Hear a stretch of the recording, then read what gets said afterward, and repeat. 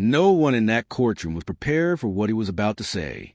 Not the jury, not the reporters sitting on the edge of their seats, pens frozen midair, not even the judge, who had seen years of anger, grief, and rage spill across her courtroom floor. For nearly 3 hours, the tension inside that room had been unbearable, thick enough to choke on. Every testimony had cut deep. Every photo, every replay of the crime scene footage, it all tore open wounds that never had time to heal. The defendant sat motionless, staring down at the table, his hands cuffed tightly in front of him. Across the aisle sat the victim's family, a mother with trembling hands, and a father who hadn't spoken since the trial began. His face was unreadable, carved from grief and exhaustion. And then, when the judge finally asked if the family wanted to speak before sentencing, he rose to his feet. Slowly, deliberately, the room fell silent. Even the hum of the air conditioner seemed to disappear. All eyes followed him as he walked to the podium, the sound of his shoes echoing off the polished wooden floor. The judge nodded gently. "You may speak, Mr. Thomas." For a moment, he said nothing. He just stood there, staring at the young man who had taken his son's life, his jaw clenched, his eyes glistening, his voice trembling when he finally opened his mouth. And what came out wasn't rage. It wasn't vengeance. It was something no one in that courtroom was ready for. By the time he finished speaking, there wasn't a dry eye in the room. The jury was in tears. Even the bailiff lowered his head. And the judge, the same judge who'd seen murderers, gang leaders, and broken families, pressed a hand to her mouth to hide the tears streaming down her face. When he sat back down, the silence lasted only a heartbeat before the courtroom did something it almost never does. They applauded, a slow, rising wave of emotion, not for the verdict, not for the justice system, but for a father's grace in the face of unimaginable pain. The story begins in the heart of Atlanta, Georgia, a city that's seen its share of pain and perseverance, a city where hope and heartbreak often walk hand in hand. On a warm August evening, the kind that feels endless, the sound of gunfire shattered that quiet balance. Neighbors ran to their porches. Car alarms wailed through the night. And in front of a small neighborhood gas station, a young man named Jamal Thomas lay, bleeding on the concrete. He was 17 years old, a high school senior, a point guard with a smile that could light up an entire room.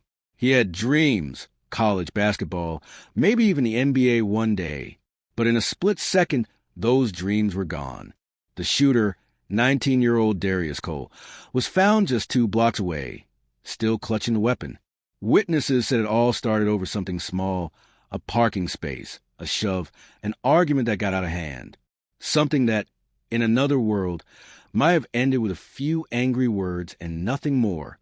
But in this world, in that moment, one wrong decision ended a life and changed 2 families forever. For Jamal's father, Marcus Thomas, the news hit like a freight train. He'd raised his son alone since the boy was 8. He was the kind of father who showed up to every game, every parent-teacher meeting, every late-night talk about the future. When others gave up, he didn't. Neighbors remember seeing Marcus that night, sitting on the curb outside his house, head in his hands, whispering his son's name over and over. My boy, my boy." From that day forward, he barely spoke.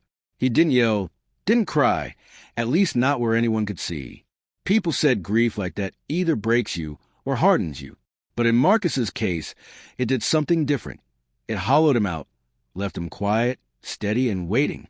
When the trial finally began nearly a year later, the courtroom was full. Reporters, community leaders, church members, everyone wanted to see how justice would unfold. It wasn't just about one family anymore. It was about the story that echoed across so many. Black fathers burying sons, black sons losing futures, cycles of anger that never seemed to end. And there in the front row sat Marcus Thomas, still composed, his eyes fixed forward on the young man who took his child's life. Darius Cole sat across the aisle, shoulders slumped, his lawyer whispering things he barely heard.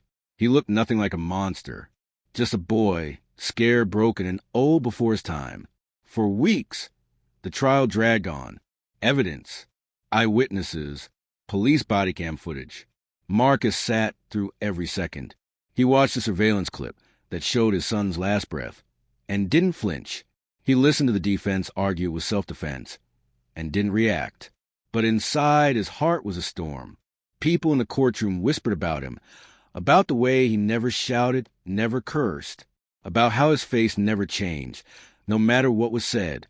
They wondered what he was holding inside, and when it would finally break through. By the time the jury reached its decision, guilty of manslaughter, there was no celebration, just quiet, because everyone knew nothing about that verdict would bring Jamal back. And when the judge called for sentencing day, everyone expected more of the same: sadness, anger, maybe even outrage. But no one, not even Marcus himself, knew what he was about to do next. And that is where everything changed. The morning of sentencing, the courthouse was silent in a way that didn't feel natural. You could almost hear the weight in the air. Every step, every whisper, every heartbeat echoed like thunder. Marcus Thomas sat in the same seat he had occupied since day one. Front row, left side, hands folded, eyes forward. He wore a black suit. No tie, no emotion, just a man who had run out of tears. Across the aisle sat Darius Cole, 19 years old in handcuffs, wearing the same gray suit his mother had saved up to buy him for court. He couldn't look up. His head hung low. His lips moved silently, praying maybe. The judge cleared her throat and began the final statement. Her voice was steady, practiced, but heavy. She read through the charges, the verdict, the years that would follow. 25 in state prison. Gasps filled the room. Darius's mother buried her face in her hands. And Marcus still didn't move. When the judge asked if the victim's family wanted to make a statement, all eyes turned to Marcus. He stood, slowly, deliberately. The bailiff stepped back. The courtroom went still. Even the reporters stopped typing. And then, in a voice that was soft but cut through the silence like glass, Marcus began to speak. "Your Honor, when I first walked into this courtroom, I wanted nothing but justice. I wanted to see this young man pay for what he did, because he took my only son, my reason for waking up every morning. But over these months, I've had to sit here and look at him, and I started to see something I didn't expect. Not a monster, not evil, just a broken boy who made a terrible choice. And every night, I'd ask myself, what would my son want me to do? Would he want me to hate? Would he want me to spend the rest of my life carrying anger when that anger won't bring him back? So I stand here today not to curse this young man, but to forgive him. Not because it's easy, not because he deserves it, but because I can't heal until I let go. Darius, I forgive you, and I pray that while you're behind those walls, you find a reason to live different, to make my son's life mean something." For a long moment, no one said a word. The air was thick with disbelief, the kind that comes when you witness something holy, something human. And then, slowly, someone started to clap. Just one person. Then another. And then the entire courtroom was on its feet. Reporters, jurors, even the bailiff, all applauding through their tears. The judge lowered her head, wiping her eyes with the back of her hand. Her voice cracked as she spoke. "Mr. Thomas, I've been on this bench for 23 years, and I've never seen anything like this. You didn't just forgive him. You set us all free." Marcus sat down quietly. He didn't smile, didn't nod. He just looked forward, peaceful for the first time in a year. And as Darius Cole was led away, he turned back, eyes red, hands trembling, and whispered, "Thank you." Because sometimes the loudest kind of justice is forgiveness. In the days that followed, the video from that courtroom spread like wildfire. Someone in the back row had recorded it. The moment Marcus Thomas forgave his son's killer. By the next morning, it had been shared thousands of times across social media. And by the end of the week, millions had seen it. People called it the most powerful moment in a courtroom. Some said they watched it with tears in their eyes. Others said it changed the way they thought about justice itself. But Marcus wasn't chasing headlines. He didn't even have social media. He was just a man who'd made peace with his pain. Reporters kept showing up at his door, cameras, microphones, lights. They wanted to know why. Why forgive someone who took so much from you. He'd give them the same quiet answer every time. Because hate didn't bring my son back, and forgiveness let me breathe again. Meanwhile, inside the state penitentiary, something else was happening. Darius Cole, the boy everyone had written off as another lost cause, began to change. He joined a mentorship program, started taking classes, wrote letters, long handwritten letters, to Marcus and his family. Not excuses, not apologies filled with pity, just honesty, regret, hope. One of those letters read, "Mr. Thomas, I can't undo what I did, but your words that day, they saved my life. I want to spend the rest of mine making it right." The warden later said he'd never seen anything like it, that Darius had gone from angry and broken to the most respectful inmate in his block. A year later, he earned his GED. Then he started helping others study for theirs. And Marcus?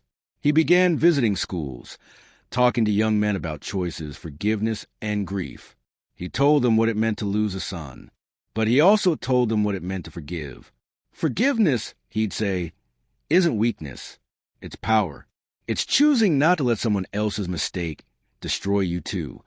At one of those talks, a woman approached him afterward. She said, "Mr. Thomas, I watched your video the day I lost my brother to violence. And that night, I forgave the man who did it because of you." Marcus just nodded. He didn't have many words left these days. But sometimes silence is more than any speech ever could. And somewhere behind those prison walls, Darius Cole keeps a small photograph taped above his bed, a picture of Marcus's son. He says it reminds him every morning that forgiveness is a second chance, not just for him, but for everyone who chooses it. In a world full of anger, one father's mercy reminded us all that sometimes the strongest man in a room is the one who chooses to forgive.